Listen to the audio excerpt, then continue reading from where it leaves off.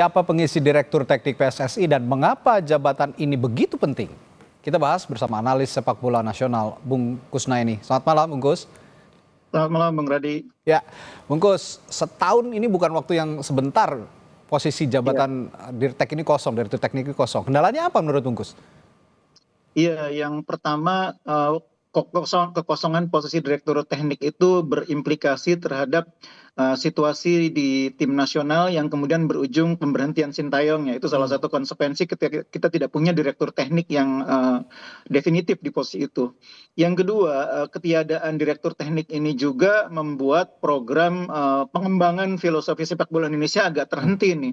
Kita sudah punya Villanesia beberapa waktu yang lalu, tapi kemudian pengembangannya agak terhenti. Seperti dikatakan Ketua Umum, kan sepak bola itu dinamis berkembang. Ya. Nah, berkembangnya seperti apa itu yang dalam 1 tahun terakhir ini seolah-olah tidak ada yang memikirkan gitu ya. Karena kita punya pelatih tim nasional dari mulai senior sampai kelompok umur, tapi direktur tekniknya belum ada. Nah, itu yang saya pikir juga harus dipahami, bahwa memilih direktur teknik itu juga bukan hal yang mudah ya. Di satu sisi memang direktur teknik itu adalah orang yang diharapkan bisa menjadi jembatan komunikasi antara pelatih di berbagai kelompok umur di tim nasional ya, dari 20, 17, 23 sampai senior tuh dia harus punya kemampuan berkomunikasi dan berkoordinasi. Tapi pada saat bersamaan dia juga harus menjadi orang yang punya kemampuan sebagai konseptor, konsep bagaimana mengembangkan filosofi sepak bola Indonesia. Jadi ini menarik ya, Direktur Teknik ini orang yang tidak hanya punya kemampuan komunikasi bagus, tidak hanya punya kemampuan lapangan bagus, tapi juga seorang konseptor yang di belakang meja itu kemampuannya kuat. Nah, makanya memang di beberapa posisi direktur teknik itu di negara Eropa, itu kadang-kadang namanya agak mengejutkan. Misalnya di Prancis, di Federasi Sepak Bola Prancis, itu Fournier, itu pelatih yang tidak terlalu terkenal lah. Jauh kalau dibanding Didier Deschamps, dibanding Laurent Blanc. Tapi dia pernah menangani Lyon. Kemudian di Belanda contohnya, Belanda itu juga direktur tekniknya orang yang masih sangat muda, Nigel de Jong. Padahal Neyong ini umurnya baru 40 tahun, Clifford aja udah 49 ya. Tapi sebagai direktur teknik, De Jong mampu menjalankan peran itu karena dia memang punya kemampuan mengkonsep yang bagus. Nah, begitu juga misalnya di Inggris, orang mungkin bingung namanya John McDermott ini siapa gitu ya. Tidak begitu terkenal sebagai pelatih. Ya. Sementara pelatihnya Gareth Southgate sebelumnya, ya itu orang yang sangat dikenal oleh publik sepak bola Inggris. Jadi memang kombinasi antara kemampuan teknis dan manajerial itulah yang membuat pilihan terhadap direktur teknik seringkali tidak gampang. Ya. Manajerial dan teknis secara bersamaan harus komplit.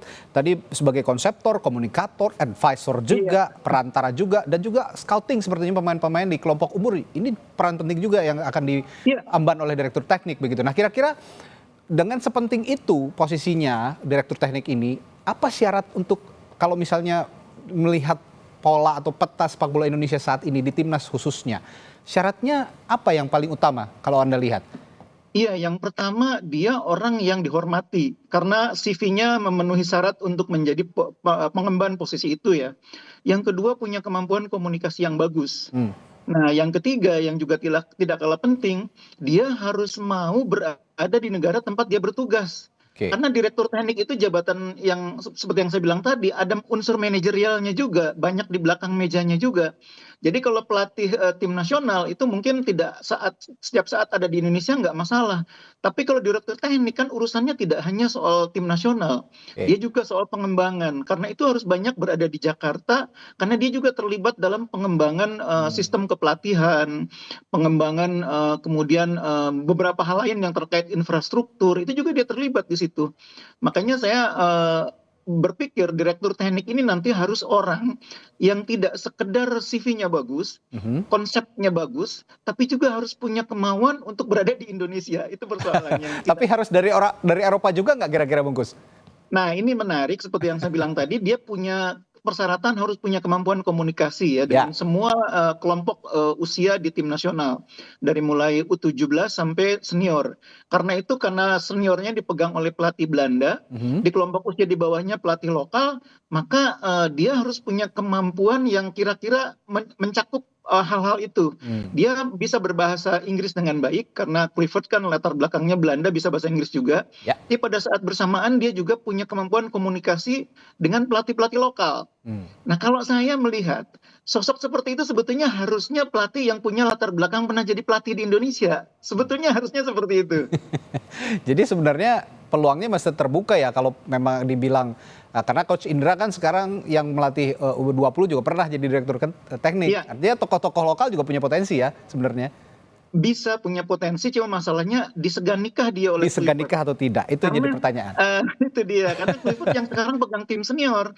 Nanti kalau ada masalah Clifford dengan pemain timnas senior, siapa yang menjembatani? Ya, Nah, itu ini dia. harus seorang direktur teknik. Makanya harus orang yang reputasinya lebih tinggi dari Clifford atau minimal sama. Minimal Makanya saya sama. bilang tadi, Ya. Karena dia ya saya seorang bilang tadi advisor juga ya Bungkus ya. Karena betul, seorang betul. advisor juga ya minimal punya kemampuan atau punya keberanian untuk memberikan advice juga buat head coach gitu kira-kira. Betul, tidak hanya dengan head coach tapi juga dengan ketua umum ya, karena Oke, dia juga federasi juga harus report langsung diperhatikan ke ya. ketua umum.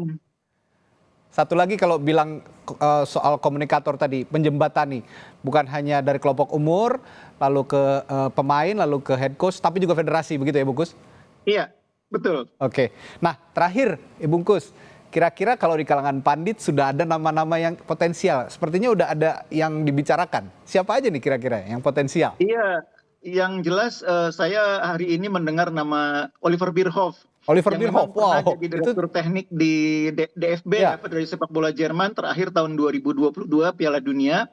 Dia oke, sekarang disebut sebagai kandidat utama. Tapi oke, menurut saya sebetulnya lebih ideal kalau orangnya itu yang juga tahu sepak bola Indonesia.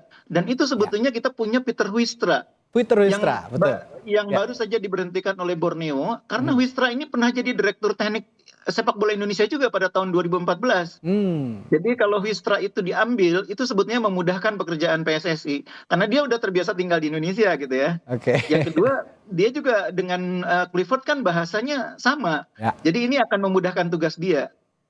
Oke, ada Bierhoff, ada Huistra. Mana yang lebih kompak? Nanti seiring dengan berjalannya waktu, tentu saja dengan kekompakan tim juga nanti komunikasinya bagaimana kita akan lihat. Sepertinya federasi yang punya lebih punya pertimbangan khusus soal itu ya, Betul, Bungkus betul. nanti.